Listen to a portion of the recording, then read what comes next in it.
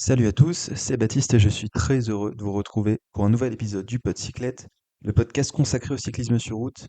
Très heureux, mais aussi forcément un petit coup de blues qui arrive puisque c'est la fin du Tour de France. C'est ce dont on va parler aujourd'hui dans cet épisode qui sera celui du débrief du Tour de France. Je m'enregistre à chaud après la 21e étape qui vient de se terminer. Étape magnifique avec la victoire de Wout van Aert. On aura l'occasion d'en reparler. Ce que je vous propose donc, c'est qu'on passe très rapidement en revue les étapes de cette semaine-ci, la troisième semaine, et ensuite on part directement sur un débrief complet de ce Tour de France. Tour de France qui donc se termine aujourd'hui. Finalement, c'est une bonne chose parce qu'on a une troisième semaine un peu morose, mais on a une dernière étape vraiment du feu de Dieu, donc ça fait un peu dommage de s'arrêter là-dessus. Mais bon, c'est des choses qui arrivent, et puis il y aura le Tour de France féminin pour continuer à vibrer un peu la semaine prochaine. Donc tout d'abord pour les étapes de cette semaine, on commence direct mardi avec l'étape du Ventoux. Je vais en parler très rapidement, mais donc la victoire de Valentin Paré-Peintre qui nous permet de ne pas finir Fanny sur le Tour de France. Donc la seule victoire d'étape française. Étape très intéressante quand même, parce qu'il y a une belle bataille pour le général avec la Visma qui avait placé pas mal de pions à l'avant, qui ont bien aidé Vingegaard dans l'ascension finale. Ça, c'était vraiment bien joué de leur part. Donc c'était serré du côté du général. On a eu une belle bataille avec la stratégie de la Visma, Pogacar qui était aussi là pour contrer un moment, mais qui n'a pas réussi à lâcher Vingegaard. Et surtout, on a une super bataille entre les échappés. Le duel entre Ben Illy et Valentin Paré-Peintre est probablement l'un des plus iconiques de cette édition du Tour de France. Et en plus, il se solde par une victoire de Valentin Paré-Peintre. Évidemment, le discours aurait pas été le même si c'était Ben Illy qui avait gagné, parce qu'on aurait été très déçus. Mais donc voilà, une étape avec beaucoup de tension dans cette dernière ascension du Tour de France, du Mont Ventoux, pardon. Les échappés qui auraient pu être repris par Pogacar et Vingegaard s'ils ne s'étaient pas trop regardés, donc ça rajoutait aussi un peu de suspense. On a eu le retour d'Ilan Van Wilder pour rouler devant Valentin Paré-Peintre et l'emmener au sprint. Il y a aussi ces super images de drone, je pense que vous les avez vues avec les attaques successives de Ben Illy et Valentin. C'était très cool à suivre. Et donc, Cocorico avec cette victoire d'étape du Français. Donc, superbe étape. Contrairement à l'étape du lendemain, l'étape numéro 17, une échappée, mais un sprint finalement. Sprint complètement gâché par cette chute à 2-3 km de l'arrivée, je me souviens plus, 1 km même, peut-être à la flamme rouge. Sprint donc avec 10 coureurs sur l'entièreté du peloton, donc c'était vraiment dommage. On avait notamment un Tim Merlier qui était pas là, donc victoire de Jonathan Milan, mais bon, étape qui était franchement oubliée. Et ensuite on enchaînait avec les terribles étapes alpestres. D'abord l'étape de la Lose. Étape, moi j'étais dans le col de la Madeleine, donc je l'ai vécu d'une manière un peu particulière, mais je pense que c'était vraiment une étape qui était très intéressante jusqu'au col de la Madeleine. On a donc une échappée qui est partie, qui s'est un peu fait la bagarre. Donc ça, c'était cool à suivre. Et ensuite, on a eu cette stratégie de la Visma qui était, encore une fois, très bien préparée, avec Jorgensen qui était récupéré dans la Madeleine. Donc jusque-là, c'était très cool. Par contre, le final était vraiment très frustrant. Une fois qu'on est revenu sur Jorgensen et qu'on n'a pas réussi à lâcher Pogacar, du côté de la Visma, on a fait n'importe quoi. Donc on a fait attaquer Jorgensen à un moment, on comprenait pas alors qu'il était vraiment pas en très bonne forme. C'était vraiment très mal joué, très frustrant, parce qu'on a eu un col de la Loze escamoté en fait par les favoris qui se sont pas joué la victoire. La UAE qui voulait pas gagner non plus, Pogacar non plus. Donc ça c'était vraiment frustrant. Au final Ben O'Connor gagne, donc c'est un très beau vainqueur, mais quand même une très forte sensation de déception. Je sais pas si c'est ça, mais c'est vraiment un escamotage du col de la Loze. Après on en avait parlé sur le profil de l'étape, c'était pas très bien tracé. L'enchaînement de la vallée avant la Lose, puis la Lose qui n'était pas par son versant le plus difficile, ça portait pas forcément quelque chose de favorable pour les attaquants. On se doutait qu'il allait pas se passer grand-chose. De toute façon, le tour était déjà plié à ce moment-là, donc évidemment, il s'est pas passé grand-chose. Et puis, Ben O'Connor qui allait gagner. Moi, j'aurais presque préféré que Pogacar gagne parce que j'ai pu avoir ces derniers temps un discours assez anti-Pogacar parce que j'en avais marre qu'il gagne tout. Mais là, ça se voyait qu'il était le plus fort et il a pas gagné parce qu'il en avait pas envie.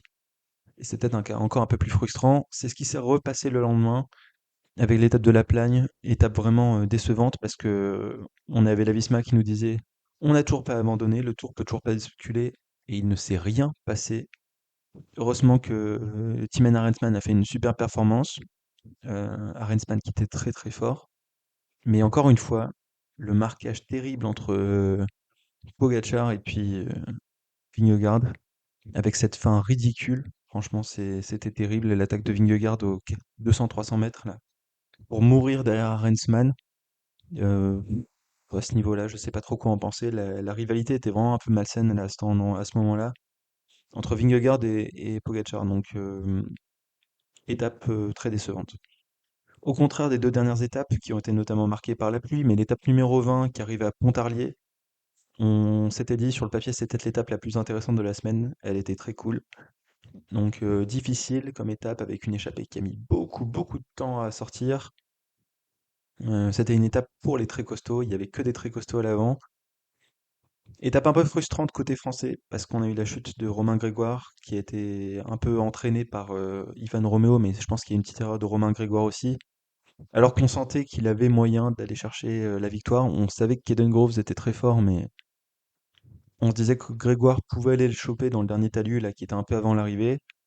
Finalement, donc, fin frustrante pour, le côté français. Après, Caden Grove, c'était tout simplement, extraterrestre ce jour-là, donc c'est pas étonnant de le voir gagner, c'est mérité pour lui. Et puis l'étape 21, franchement, peut-être la meilleure étape de ce Tour de France. Le duel entre Wout van Aert et Pogačar, Pogačar qui attaque sur les pavés détrempés de Paris dans Montmartre, c'était simplement à couper le souffle. C'était peut-être là un des plus beaux duels de ce Tour de France, encore une fois. Et donc, en plus, finalement, Wout qui gagne. Wout qui a eu un Tour de France très compliqué où il n'a pas vraiment su peser sur la course. Et bien, cette fois-ci, c'était chose faite et il gagne peut-être la plus belle étape de ce Tour de France. Donc, bravo à lui et surtout bravo à Pogačar d'avoir joué le jeu. Parce que si Pogačar ne jouait pas le jeu, je suis pas sûr qu'on aurait une étape aussi haletante. Donc voilà pour les dernières étapes. Si je devais faire un petit bilan des étapes que j'ai préférées sur le Tour de France, il y a l'étape numéro 2 qui arrivait à Boulogne-sur-Mer avec la victoire de Mathieu Van Der Poel. Le final était très bien tracé, il y avait beaucoup de coureurs qui pouvaient gagner.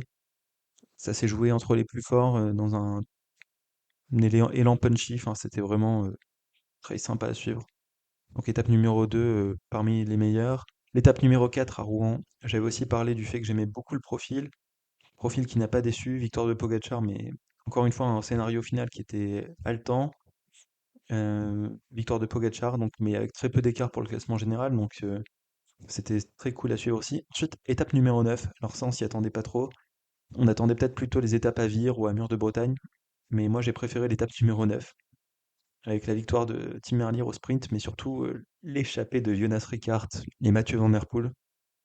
C'était tout simplement haletant. De voir un champion comme Van Der Poel aller jouer une échappée de Marlou comme ça, alors qu'il pourrait très bien dire mais qu'est-ce que je vais faire avec mon statut pour jouer une échappée comme ça? Finalement, c'était très serré. Victoire au sprint des sprinters finalement, donc ça c'était un peu dommage, mais très beau scénario. En plus, on a eu 6 éléments de bordure là qui ont aussi animé le final, donc étape très cool alors qu'on s'y attendait pas. Celle du lendemain était très sympa aussi, l'étape du Mont Doré. La victoire de Simon Yates en échappée avec une belle échappée et aussi surtout une bataille pour le général qui était vraiment peut-être la meilleure étape pour les batailles au général. Parce que c'était serré entre Vingegaard et Pogačar notamment, parce qu'il y a eu des écarts derrière, parce qu'il y a eu ça roulait très vite toute la journée, et c'était un beau profil. Donc étape numéro 10, très cool. Étape numéro 11, Toulouse, l'arrivée à Toulouse, ça c'était vraiment un petit bonbon aussi, une échappée très costaud, ce final avec la côte de pêche David là. Et puis Van Der Poel qui revenait peut-être sur le duo Abrahamsen-Mauro Schmidt, c'était sympa à suivre. On a vu aussi l'attaque de Kevin Vauquelin dans le peloton, donc c'était une très belle étape. Cette étape remportée par Jonas Abrahamsen qui le méritait vraiment. Je pense qu'on peut quand même mettre l'étape d'Otakam dans les meilleures étapes parce qu'on a eu de la grosse bagarre pour le général. Même si c'était l'étape qui a un peu scellé le classement général, qui a un peu tué le suspense sur ce Tour de France, ce qui était bien dommage. C'était quand même une étape qui était assez cool à suivre sur le moment. Donc voilà, Otakam quand même. Étape numéro 16 pour l'étape du Ventoux. Je la mets aussi dans mes étapes préférées, mais c'est parce que je suis français, évidemment, avec cette victoire de Valentin Paré-Peintre. Mais je pense que même les suiveurs étrangers ont dû bien apprécier. parce qu'il y a eu cette grosse bataille entre Banili et Valentin Paré-Peintre, alors qu'il y avait aussi Enric Mas à l'avant, c'était assez tendu au niveau des échappées. Je le redisais, on a eu cette belle stratégie de la Visma pour aller essayer de déloger Tadej Pogacar, donc je pense que même un suiveur étranger peut trouver que c'était une très belle étape. L'étape numéro 20 qui arrive à Pontarlier, donc avec la victoire de Groves, était vraiment haletante aussi à suivre. Et puis l'étape 21 qu'on vient de vivre à Paris, qui était très très cool. Ça, c'est mes étapes préférées. On peut revenir très rapidement sur l'étape de Paris. On se posait la question, est-ce que c'est une bonne chose de mettre la butte Montmartre? Ben, j'étais pas forcément convaincu avant le départ de l'étape, parce que l'étape numéro 21, la dernière qui arrive à Paris, c'est aussi l'occasion pour les coureurs de profiter de cette fin de Tour de France, parce qu'ils ont mérité d'être à Paris, d'en profiter un peu. C'est pas forcément très cool de leur mettre encore un truc casse-pattes. C'est vrai que ça fait une étape en moins pour les sprinters, alors qu'ils ont déjà pas beaucoup d'opportunités. Avec la pluie qui s'annonçait, j'ai eu très peur. Si on avait eu une chute d'un coureur, et encore plus une chute d'un coureur en général, ça aurait été vraiment cruel. Mais là, on a eu un scénario de dingue, donc c'était un franc succès. Euh, mais globalement, dans la dynamique, ça c'était juste des étapes qui étaient un peu prises les unes après les autres, mais dans la dynamique globale du Tour de France, on a eu une première semaine qui a tenu ses promesses. Parce qu'on a eu donc quelques étapes de sprint, quelques étapes de très puncher, où on avait déjà une bataille pour le classement général. Et en fait, ce qui était vraiment très sympa, c'est que la bataille pour le classement général, elle était quand même assez équilibrée. Pogacar était fort, mais Vingegaard était toujours dans sa roue. Quand même, l'étape de Rouen, l'image de la côte finale avec Pogacar qui lâche Vingegaard et Vingegaard qui revient à la force comme ça, c'était peut-être une des images les plus marquantes de ce Tour de France. Et finalement, en fait, la première semaine, si on met de côté le chrono où Vingegaard n'était pas dedans, et ben, elle a vraiment tenu toutes ses promesses. En termes de classement général, on a eu des écarts, mais pas entre les deux premiers. Et c'était assez bien vu de ne pas mettre de haute montagne dès le début du Tour de France parce qu'on a eu un suspense qui était maintenu, alors qu'on avait quand même de la grosse bagarre. Et après, le problème, c'est que dans la dynamique, on a eu l'étape d'Otakam, numéro 12. Donc 12 sur 21, c'était déjà joué. Et là, malheureusement, on peut dire ce qu'on veut, le classement général, c'est quand même l'intérêt principal du Tour de France. Le fait que ça soit joué dès l'étape numéro 12, ça met un peu de plomb dans l'aile. Et donc, ensuite, c'était un peu pénible sur certaines étapes, notamment les étapes de montagne sur cette fin de Tour de France. Je le disais, on a eu l'étape de Pontarlier, par exemple, qui était un vrai bol d'air frais. Pareil pour l'étape de Paris. Moi, j'ai bien aimé l'étape du Ventoux, mais il y a d'autres étapes, c'était des sacrées purges, hein. Si on pense notamment à l'étape de Bagnères de Luchon, à aux deux étapes alpines, même au créneau de Péragude, je suis pas certain qu'il y ait grand monde qui ait vibré devant ces étapes-là, à moins que vous soyez australien, supporter de Ben O'Connor, à moins que vous soyez néerlandais et que vous soyez supporter de Tim Arensman. Mais sinon, on n'a pas trop kiffé devant la télé. Il y a aussi un phénomène quand même à mettre en valeur, c'est qu'on a très peu d'équipes qui ont gagné sur ce Tour de France. On a eu une véritable hégémonie des équipes les plus fortes et des coureurs les plus forts. Si on regarde le nombre d'équipes qui ont gagné, il y en a 1, 2, 3, 4, 5, 6, 7, 8, 9. Il n'y a que 9 équipes qui ont gagné sur 21 étapes. UAE a gagné 5 étapes, Soudal 4 étapes, Alpecin 3 étapes, Lidl 2 étapes, Ineos 2 étapes, Visma 2 étapes, et ensuite on a eu IF, Jayco et Uno X qui en ont gagné une. Il y a beaucoup, beaucoup d'équipes qui n'ont pas gagné, et sur les coureurs qui ont gagné, bah, franchement, il y avait que des coureurs très très forts, euh, soit des sprinteurs de très haut niveau, des Philipsen, Milan, Merlier, soit bah, des coureurs du classement général trop forts, bah, notamment Pogacar qui a gagné énormément d'étapes, Remco qui a gagné le chrono, c'était l'immense favori, Van Der Poel qui a été gagné son étape de puncher où il était très fort, euh, finalement Van Aert qui va aussi gagner une étape de puncher. Et en fait, après, on a quelques étapes par-ci par-là. Même l'étape d'Abrahamsen. Bah, Abrahamsen, ça fait longtemps qu'il tourne autour du pot et on sait que c'est un coureur très fort. Ben O'Connor, c'est censé être un des meilleurs grimpeurs du monde. Timen Arensman, pas loin d'être dans cette catégorie-là aussi. Caden Groves, très bon sprinter, même s'il gagne pas sur une étape de sprint. Et Ben Illy, bah, c'est une brute. Donc finalement, les seuls coureurs qui ont gagné, c'est des coureurs top mondial. On n'a pas eu un Blaise Cadry ou je sais pas qui va gagner une étape sortie de nulle part. Et je trouve que c'était un peu dommage. Là, on a vraiment senti qu'il y avait des équipes très très fortes qui allaient tout cannibaliser. et qu'il y a des coureurs trop forts pour le reste du peloton.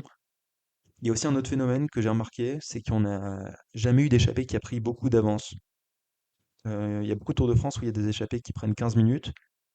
Là, les plus gros écarts, c'est peut-être 6 minutes sur l'étape de Vire, peut-être, je crois, un truc comme ça. 6 minutes sur l'étape de Pontarlier. Mais sinon, globalement, les échappées, ils ont jamais eu beaucoup de champ. Ça roulait très très vite, tout le temps, sur toutes les étapes. Les 2 étapes où ça a pas roulé vite, c'était les 2 jours de sprint où on s'est bien ennuyé, où il s'est rien passé. L'étape de Dunkerque avec le vent de face, qui était vraiment une purge, et l'étape, c'était laquelle? Je sais plus, c'était Laval, je crois, l'autre étape, où Milan s'impose. Heu, voilà. Sinon, le reste du temps, ça roulait très très vite. C'est toujours des coureurs très très forts qui gagnent. Il y a plus de place pour, des coureurs qu'on n'attend pas trop, des mecs un peu en dessous, des vrais baroudeurs, tout simplement. Et donc, accélération du cyclisme. On verra si ça se confirme un peu sur les Tours de France prochains, mais là vraiment, j'ai senti ce phénomène. Faut vraiment être très très fort parce que ça roule tout le temps à bloc sur ce Tour de France. Quand même, un truc qu'il faut noter, c'est que les étapes de haute montagne, elles ont vraiment floppé. À part l'étape de Hautacam, je le disais, toutes les autres étapes de haute montagne, bon, le Ventoux peut-être un peu à part, mais sinon, celle des Pyrénées et des Alpes, c'était des sacrés flops. Et globalement, on n'a pas eu beaucoup de batailles pour classement général dans ce Tour de France. Euh, on a eu la bataille Pogacar-Vingegaard et au bout de 12 étapes, c'était terminé. On a eu une petite bataille Oscar Onley, Florian Lipovic. Et après, des petits trucs de chiffonnier entre les gars qui jouent le fin fond de top 10. Ben O'Connor sur l'étape numéro 20 qui roule derrière Jordan Jeget, mais Uno X qui roule pour éliminer Kevin Vauquelin. Voilà. Mais sinon, on n'a pas eu de grosses batailles pour le classement général. Et puis les étapes de haute montagne ont vraiment été des bides. Il y a aussi un truc que j'ai pas trop aimé, c'était que les échappés ont gagné parce que derrière on refusait de gagner. Ça c'est quand même assez fou, mais il y a plusieurs étapes, je pense à celle de Thymen Arensman notamment, à l'étape aussi de Ben O'Connor, peut-être même celle de Valentin Paré-Peintre. Ils ont gagné pas parce qu'ils étaient bons, enfin ils étaient très forts pourtant, mais ils ont gagné parce que derrière, il y avait des formations qui avaient pas envie de gagner. UAE Visma. Ça c'est quand même un phénomène qui est assez surprenant et qui met un peu mal à l'aise. Et c'est probablement pour ça que j'ai appelé cet épisode le tour du malaise, parce que le sujet principal, c'était quand même qu'il y avait un sacré malaise autour de Tadej Pogacar, j'ai trouvé. Et notamment la bataille Pogacar-Vingegaard, c'était assez malsain sur ce Tour de France. Euh, Globalement, en première semaine, tout allait à peu près bien. Pogacar, il gagne 2 fois. Mais puisque il est contré par Van Der Poel à l'étape de Boulogne et par Remco sur le contre-la-montre, et qu'en plus, à Vire, UAE ne loupe pas la victoire d'étape, on se dit ça passe. En plus, il distance pas trop Vingegaard. Donc là, on se dit, il y a encore moyen de jouer au classement général. Donc là, Pogacar est pas encore totalement détesté à ce moment-ci. Par contre, en deuxième semaine, c'est parti en cacahuète. Déjà parce que Pogacar a écrasé le Tour à Hautacam, qu'il a fait le deuxième temps le plus rapide de la montée. Donc forcément, on commence à y avoir toujours les petites suspicions de dopage, etc. On a aussi eu une hégémonie de la UAE qui a commencé un peu à rendre un peu fou tout le monde. Et puis globalement, les gens étaient déçus, hein, tout simplement, parce que les gens viennent pour voir une bataille au classement général, et Pogacar écrase la course, donc il n'y a plus de suspense pour le classement général. Je veux quand même dire qu'on peut pas en vouloir à Pogacar. Pogacar était le plus fort, qu'il écrase le Tour de France au bout de l'étape 12, bah voilà, c'est le jeu. Il est le plus fort, il a attaqué sur les terrains qui lui convenaient, c'est normal qu'il soit devant avec autant d'avance. Pas trop lui en vouloir. Là, on peut lui en vouloir, c'est plus que il a eu des déclarations qui étaient un peu limites dans les médias. Ça, franchement, c'est mauvaise communication que Tadej Pogacar qu'il faudra revoir dans le futur. Et aussi, ce qui était vraiment agaçant, c'était les étapes qu'il a pas voulu gagner. Ça m'a rendu fou. Va gagner au Mont Ventoux, tu pouvais aller gagner. C'est une étape que tu veux gagner parce que le Mont Ventoux, c'est une étape très prestigieuse et tu veux pas le faire. En plus, c'est dans le Mont Ventoux que Vingegaard t'avait déjà un peu déposé. Pourquoi tu vas pas gagner cette étape-là, franchement? Il aurait pu. Il aurait pu. Bon, il y avait un peu de vent de face, certes, dans le Ventoux, mais je pense que le moment où ils reviennent à 30 secondes, même pas des échappées, là, il peut aller les chercher quand il veut. Et de toute façon, il avait déjà 4 minutes d'avance sur Vingegaard, et je pense pas que Vingegaard le contre après, il lui reprenne une minute sur cette attaque-là, quoi. Ça, c'était agaçant. Les étapes où il dit Arensman était trop rapide. Franchement, il faut arrêter là. Arensman est trop rapide, j'ai pas réussi à aller le chercher. Il roulait trop vite. Oh, tu finis à 5 secondes, tu fais même pas le sprint avec Vingegaard et tu contrôles toute la course. Arrête un peu de dire que tu peux pas revenir sur Arensman qui a fait toute la montée tout seul devant. Voilà, c'est des trucs qui me saoulent un peu. L'étape de la Lose, on sait que ça te saoule le fait que tout le monde te dise I'm dead, I'm gone, là, etc. Parce que la Lose c'était un très mauvais souvenir. Quand même, là, t'avais l'occasion d'aller battre Vingegaard là-haut. Fais-le, je sais pas. Là, c'est en fait, c'est même pour ceux qui vont gagner, quand tu vois, tu veux pas gagner, les Arensman, les Ben O'Connor, les Valentin Paré-Peintre, je pense qu'ils sont très très contents de leur victoire, mais peut-être qu'à un moment, ils vont se dire, ouais, mais là, j'ai gagné, j'étais pas le plus fort. Pogacar, il a pas voulu gagner. Enfin, je trouve que c'est un peu dommage ce truc-là. Aussi, la petite sortie sur le fait, ouais, bon, j'en ai marre du tour, je suis pressé de rentrer chez moi. Quand t'es maillot jaune et que tu viens de valider ton maillot jaune en haut de la dernière étape de montagne, tu dis pas ce genre de choses. Enfin, je sais pas, je trouve que c'était un peu déplacé comme communication. Le fait que Timo Ehlers gagne, ça a aussi rajouté un peu de l'hégémonie de l'équipe UAE. Bon, Wellens, c'est un coureur qui mérite totalement sa victoire. Il était le plus fort, il a larbiné pour Pogacar pendant tout le Tour de France. Évidemment, je suis très content de sa victoire, mais c'est encore une victoire pour UAE. Après, il y a eu les épisodes avec Nils Politt, le fait qu'il fasse un peu la police dans le peloton. Franchement, là-dessus, je veux pas trop le juger. Il avait dit le maillot jaune était en train de faire un arrêt pipi, et il faut s'arrêter, je comprends un peu. Mais la manière dont il a communiqué, c'était pas terrible. L'histoire de liste noire, là, c'était vraiment du grand n'importe quoi. Tu commences pas à dire dans les médias, ouais, il y a des mecs, en fait, ils sont sur une liste noire et dès qu'ils attaquent, on va les chercher, on veut pas les laisser gagner. Enfin, comment tu peux raconter ça dans un podcast? Tout ça, ça a participé à créer un climat de tension autour de la formation UAE. En lien avec la formation Visma, on voyait que dès que Jorgensen allait à l'avant, on voulait pas le laisser sortir. Ça m'a un peu saoulé. Et puis en plus, le fait qu'ils décident de gagner la formation UAE quand ils veulent, et qu'ils laissent gagner qui ils veulent, quand ils veulent, bah, je trouve qu'en termes de sport, c'est vraiment pas réglo.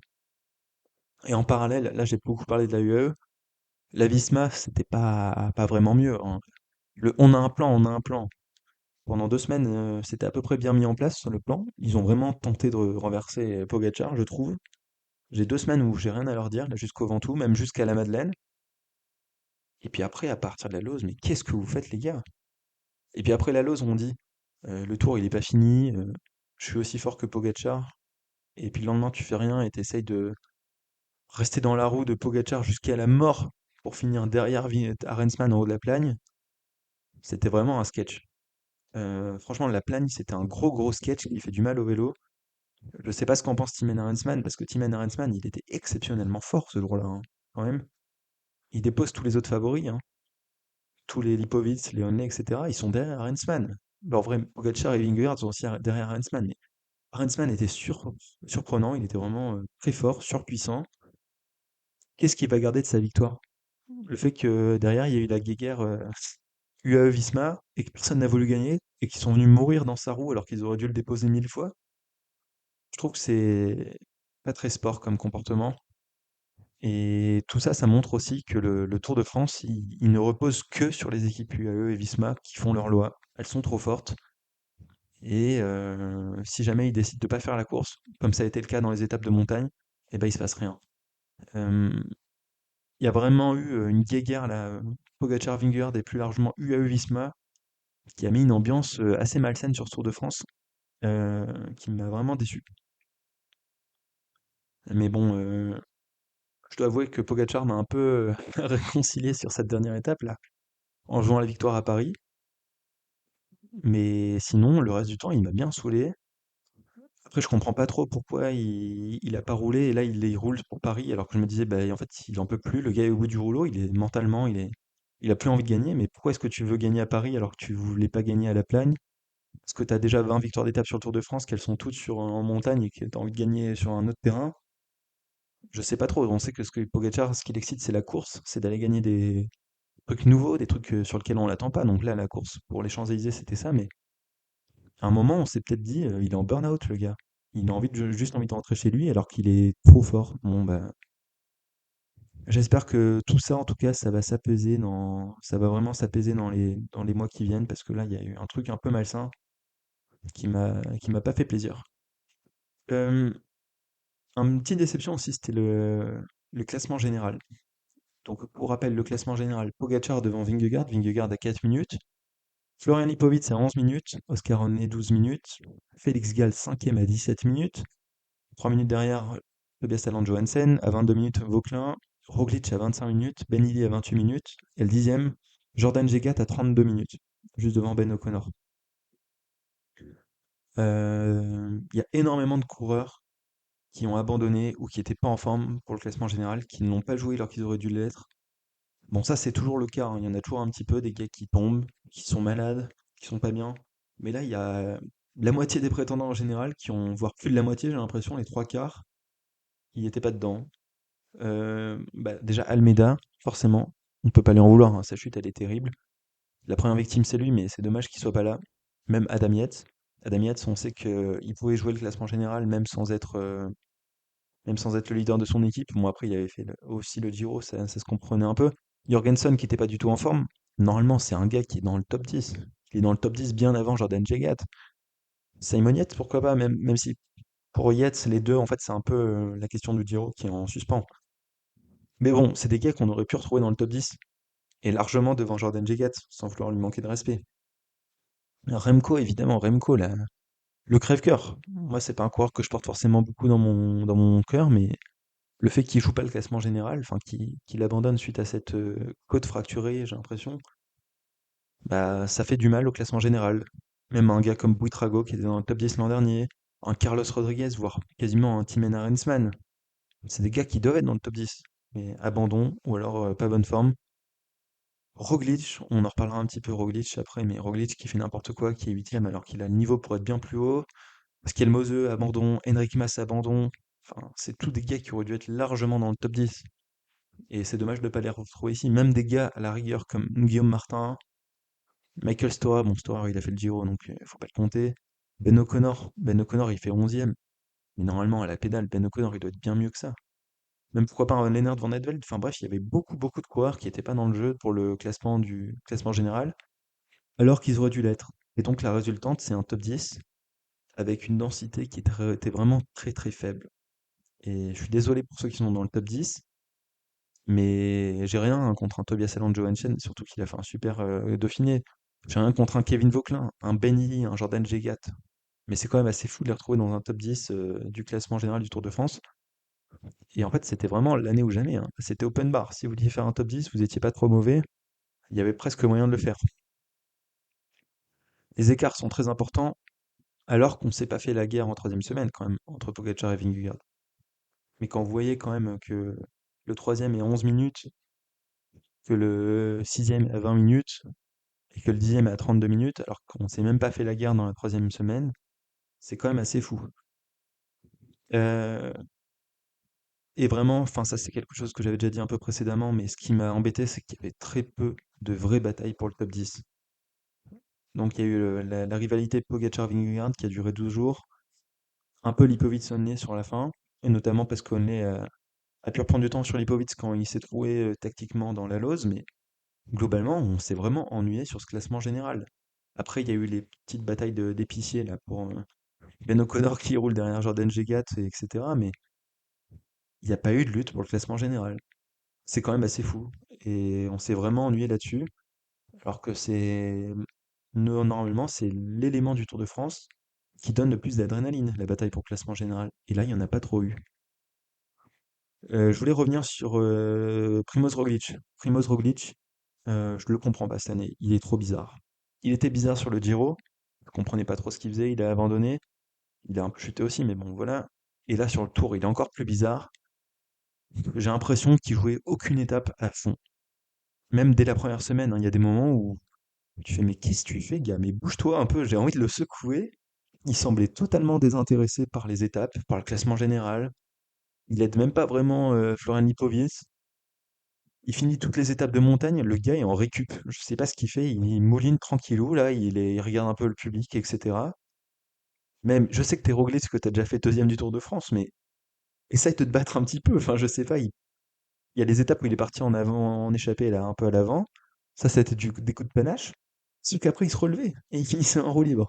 Il aidait même pas Lipovic, enfin je sais pas, Roglic est vraiment une énigme. C'est probablement quelqu'un de très sympa, mais là, j'ai rien compris à son Tour de France. Ça m'embête, moi qui finis 8e au classement général. Je suis désolé de le dire. C'est bien parce qu'il passe derrière Kevin Vauquelin, et que Kevin Vauquelin fait top 7, mais Roglic, s'il avait joué à fond toutes les étapes sur ce Tour de France, il est dans le top 5. Donc voilà, ça m'embête. Si on regarde les autres classements pour le maillot à pois, bah, il n'y a pas eu de bataille, tout simplement. Enfin, si, il y a eu une bataille, Lenny Martinez contre Lenny Martinez. Mais Pogacar, il a gagné le maillot à pois sans le jouer. C'est quand même fou. Il n'a pas fait exprès de gagner le maillot à pois. Nous, on a un peu vibré côté français parce qu'on aime bien Lenny Martinez, il est français. Mais en fait, Martinez, il a quasiment jamais été en position de remporter ce maillot à pois. Et donc, c'est un gars qui le gagne sans faire exprès. Pogacar. Bataille pour le maillot vert. Au début, c'était un peu serré, mais très rapidement, il y avait que Jonathan Milan, tout simplement, qui était à la lutte contre, encore une fois, Pogacar, qui jouait toujours pas le maillot. Pogacar, il jouait pas le maillot à pois, il jouait pas le maillot vert. Il a eu le maillot à pois, il était pas très loin d'avoir le maillot vert. Donc c'est quand même assez décevant. C'est dommage pour l'abandon de Philipsen. Peut-être que Philipsen aurait pu être dans le coup pour le maillot vert, mais sinon, bah, il n'y a pas eu de bataille, quoi. Et même si globalement, on a eu des super étapes, notamment les étapes de transition, j'ai l'impression que c'était un peu la seule chose qui était en enjeu sur ce Tour de France, les victoires d'étape. Parce que le classement général, ça a très vite été joué, on n'a pas eu de vraie bataille entre les gars du top 10, et puis maillot à pois, maillot vert, c'était pas joué. Donc voilà, il y avait que les victoires d'étape à aller chercher. Donc là, j'ai beaucoup énuméré de points négatifs sur ce Tour de France, même s'il y avait des trucs cool. Mais comment est-ce qu'on pourrait changer ces éléments qui ont rendu ce Tour de France un peu pénible, surtout sur la fin? Là, j'ai le ressenti qui est un peu biaisé parce que je viens de voir l'étape 21 qui était une pépite. Mais sinon, pour le reste, quand même, en troisième semaine, on s'est ennuyé à mourir, quoi. Donc, peut-être déjà sur le plan du tracé, moi j'étais pas fan de ce tracé. Il y a trop d'étapes de montagne. Elles arrivaient toutes au sommet. Pas une seule arrivée en descente. Bon, après, c'est peut-être pour des questions de sécurité, j'en sais rien. Et surtout, ces étapes de montagne, on pouvait jamais faire de grandes manœuvres parce qu'il y avait toujours de la vallée avant la montée finale. L'étape de la Loze, il y avait de la vallée avant la montée finale. L'étape de la Plagne, il y en avait aussi. L'étape de Super Bannière, je crois qu'il y en avait. Ou alors Super Bannière, c'était pas l'arrivée la plus dure. Donc en fait, il n'y a pas vraiment eu de possibilité de faire des très grandes manœuvres parce que c'était mal tracé en termes d'étapes de montagne. Et surtout, il y avait 6 arrivées au sommet, je crois, c'était beaucoup trop. Euh, donc, ce qu'on pourrait faire, peut-être des étapes moins difficiles, ou alors plus d'étapes pour les baroudeurs, parce que là, il n'y en a pas eu. Enfin, il y en a eu quelques-unes, mais je sais pas, des étapes de montagne un peu intermédiaires, de moyenne montagne. Ça ouvrirait un peu d'autres scénarios, et puis les écarts seraient peut-être un peu moins larges au classement général, hein. Finalement, si les niveaux sont trop disparates, peut-être qu'il faut faire un tour moins dur, que les différences soient moins importantes. Même si globalement, pour le classement général, ça dépend uniquement des coureurs, hein, le fait que ça soit serré ou pas, mais je pense que le tracé n'a pas trop aidé sur ce Tour de France. Pour le maillot à pois, bah, peut-être qu'il faut faire moins d'arrivées au sommet qui sont gagnées par les favoris, faire plus d'étapes de transition de moyenne montagne où il y a des points à aller chercher au milieu, mais là, ça fait quand même plusieurs années où à chaque fois, c'est un mec qui gagne sans faire exprès, le maillot à pois, parce que c'est Pogacar ou Vingegaard et qui c'est le plus fort en montagne. Mais il y a peut-être un truc à aller chercher au niveau des barèmes ou du tracé pour essayer de changer ça, mais c'est vrai que c'est vraiment pas le maillot le plus disputé ces dernières années. Pour le maillot à vert, bon bah cette année, il fallait faire moins de points sur les arrivées punchy. Il y avait trop de points, 50 points à Mont-Mur de Bretagne, etc. Les arrivées qui conviennent aux favoris, surtout quand les favoris, c'est des gars qui gagnent sur tous les terrains comme Pogacar. Peut-être qu'il faut un peu revoir le barème pour que le maillot vert, ça reste un maillot qui soit disputé entre les sprinteurs. Je dis pas que le maillot vert, ça doit forcément être gagné par un sprinter, même si historiquement c'était plutôt le cas. Mais en tout cas, il faut pas que les favoris soient trop en lutte pour le maillot vert parce que ça enlève des enjeux. Et là, du coup, le maillot vert, en fait, c'était Milan qui se battait tout seul contre Pogacar sans que Pogacar ne joue, donc je trouve que c'était vraiment dommage. Et donc, il y a pas mal d'éléments sur lesquels il faut essayer de chercher pour avoir un tour plus intéressant. Euh, Bon, ça, c'était mon avis général sur le Tour. On va parler rapidement du Tour des Français. Qu'est-ce qu'on en pense? Moi, je trouve quand même que le Tour de France des Français était pas tip top, mais peut-être qu'il était aligné avec le niveau des Français en ce moment, tout simplement. On a eu un beau tour des petites équipes françaises, notamment les équipes Arkea et Total, qu'on n'attendait pas du tout. Ça fait des années que Arkea et Total ils sont gaze, sauf Kevin Vauquelin. Et là, les deux équipes ont été récompensées avec un top 10. Donc ça, c'était franchement bien joué de leur part. C'est pas les équipes françaises dont on parle le plus. Arkea, il y a quand même Kevin Vauquelin qui est très fort ces derniers temps, mais les deux là, c'était un peu dans le creux de la vague. Arkea qui va disparaître, Total qui a des coureurs un peu à l'ouest. Mais donc bravo à elles. C'était pas celles qu'on attendait, elles ont brillé sur ce Tour de France.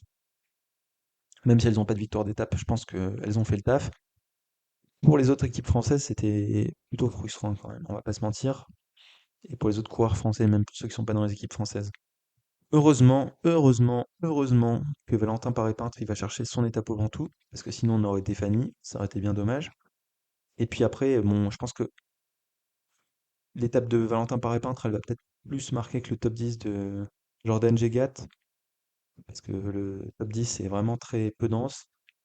Pour la performance de Kevin Vauquelin, je pense qu'elle se place quand même au-dessus de l'étape de Valentin Paré-Peintre, même si c'est pas un élément marquant, c'est une régularité tout autour des 3 semaines qui a été récompensée. Je pense que Kevin Vauquelin n'aurait jamais pensé jouer le classement général. Il l'a fait un peu, pas à contre-cœur, mais il a été un peu forcé par les événements à le faire. Et au final, ça s'est bien goupillé pour lui, donc bravo à lui. Si on prend les autres équipes, la Groupama, bah, Guillaume Martin n'était pas en forme, donc voilà, il n'était pas là. Madouas, il n'était pas là, parce qu'il était peut-être pas en forme, mais il était très absent. On l'a vu vite fait sur certaines étapes où il avait quand même une bonne jambe, mais jamais dans les bons coups. En fait, globalement, la Groupama n'a jamais été dans les bons coups, hein, classiquement. On a eu quelques top 10 pour Paul Penouette, et après, sinon, bah, celui sur lequel il fallait se reposer, on a eu des top 10 pour Clément Russo aussi, mais dans des circonstances un peu moins jolies. Euh, L'étape de Lille où il est dans la bonne bordure, et puis l'étape de, comment c'était laquelle, je sais plus, l'étape de la troisième semaine à Valence, pardon, où il y a la chute derrière lui, et donc, enfin, ils esquivent la chute avec Penouette, ils vont faire tous les deux top 10, mais bon, voilà. Et puis après, bah, l'élément central de cette formation, c'était quand même Romain Grégoire, qui a fait une belle première semaine, même s'il lui manquait toujours pas grand-chose pour briller. Après, ça a été très frustrant, parce qu'il y avait beaucoup d'étapes qui lui correspondaient où il était jamais là. Et avant cette étape numéro 20. Étape numéro 20, il nous a fait vibrer très longtemps. Et puis, eh ben, il y a eu cette chute qui était terrible. On peut pas trop lui en vouloir, mais toujours un peu décevant pour la Groupama, globalement. L'Arkea, on en a déjà parlé très rapidement, mais quand même, c'était un très très bon tour. On a vu des bonnes choses, notamment de Kevin Vauquelin, mais aussi d'Ewen Kostiou, par exemple. Raoul Garcia, Pierda, Christian Rodriguez, même s'ils sont pas français.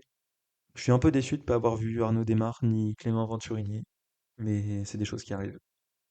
Pour la Décathlon c'est un peu particulier parce qu'ils ont vraiment bossé pour le GAL, donc on n'a pas trop pu voir les victoires d'étape. Moi j'ai adoré Bruno Armirail, il était énorme sur ce Tour de France. Bravo à lui.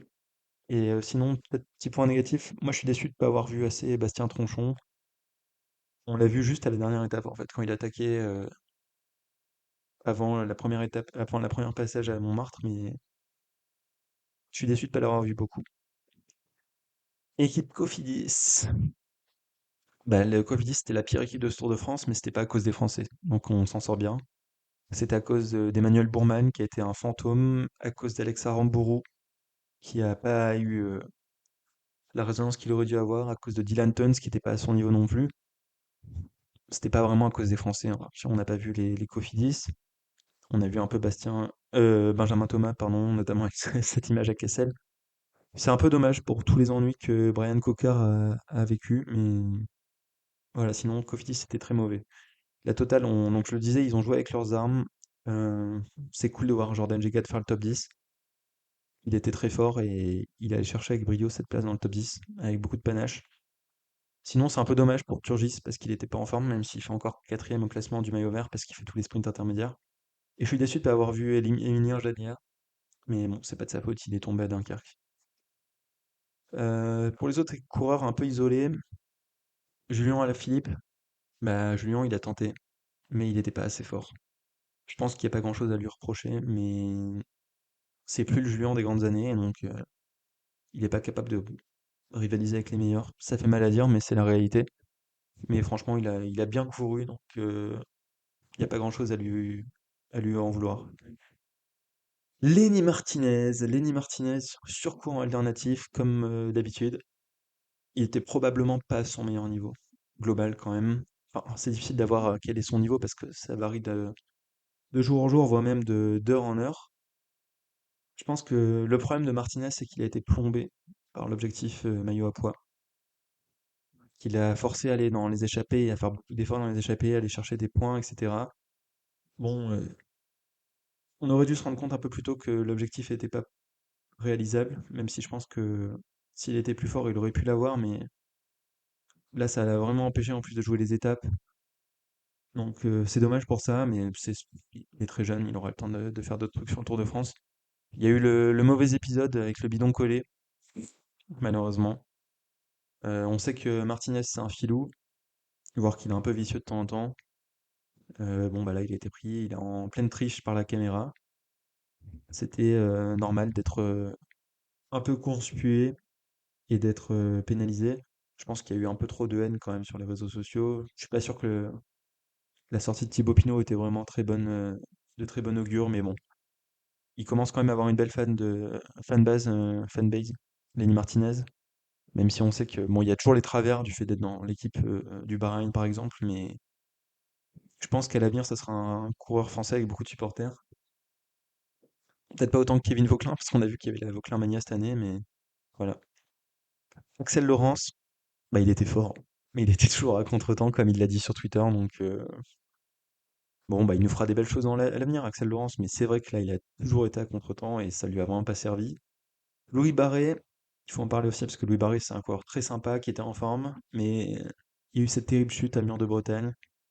Il était tout le temps blessé, même s'il a tenté des trucs en étant blessé, mais c'était dommage pour lui d'avoir ce problème physique.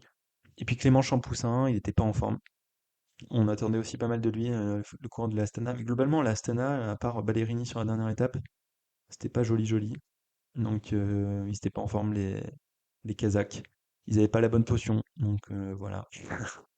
Et puis, ah, j'ai oublié Warren Barguil. Warren Barguil, il a fait une belle étape sur l'étape qui est gagnée par Tim Wellens. Et ça faisait longtemps qu'on l'avait pas vu à ce niveau-là. Moi, je pensais pas qu'il était capable de retrouver ce niveau. Ensuite, je pense qu'il a pas mal aidé Oscar Onley aussi, donc pour plutôt satisfaisant pour Wawa, je pense. Mais globalement, en fait, j'ai pas parlé de Valentin Paré-Peintre. Bah oui, parce que j'ai parlé des coureurs hors formation française, mais j'ai pas parlé de Valentin Paré-Peintre. Bon, bah rien à redire. Pour magnifique victoire excellente. On en oublie presque son corps trop maigre, mais franchement, merci Valentin. Et globalement, les coureurs français, en fait, ils sont toujours tombés sur plus fort qu'eux, même, à part Valentin Paré-Peintre, même si il y a quand même Pogacar et Vingegaard qui auraient peut-être pu revenir, mais je sais pas si on est dans un creux générationnel, mais là, on avait toujours des coureurs un peu en dessous. Il y avait toujours plus fort que eux pour gagner. Ça revient un peu sur le phénomène que je disais avoir identifié avec le fait que c'est que les coureurs très très forts qui gagnent. Là, il n'y avait pas d'étape pour les Marlous. Donc, c'est peut-être là qu'on a aussi perdu certaines victoires d'étape. D'habitude, on gagne souvent dans les étapes un peu comme ça de transition pour baroudeurs qui sont pas forcément les meilleurs. Mais là, cette année, il n'y en a pas eu. Il n'y avait que des étapes pour mecs très très forts. Donc, on s'en sort quand même bien avec cette victoire d'étape de Valentin Paré-Peintre. Donc voilà, c'était le débrief de ce Tour de France. Euh, je veux quand même un peu nuancer toute la négativité que j'ai pu exprimer, même si c'est vrai que sur les deuxième et troisième semaines, c'était pas toujours très jojo sur ce Tour de France, mais on a quand même eu des superbes étapes. Je pense notamment à toutes les étapes de transition, à l'étape de Paris. Euh, Encore une fois, moi j'étais plutôt supporter de Jonas Vingegaard, parce que Vingegaard, il est moins fort que Pogacar, et donc c'était lui l'outsider. C'était lui qui devait aller challenger Pogacar, qui est infernal parce qu'il gagne trop, mais Pogacar est trop fort en fait. On peut pas lui en vouloir de gagner, c'est même frustrant quand il veut pas gagner, comme sur les étapes de montagne de ce Tour de France. Donc c'est pas un discours de haine que je prône vraiment.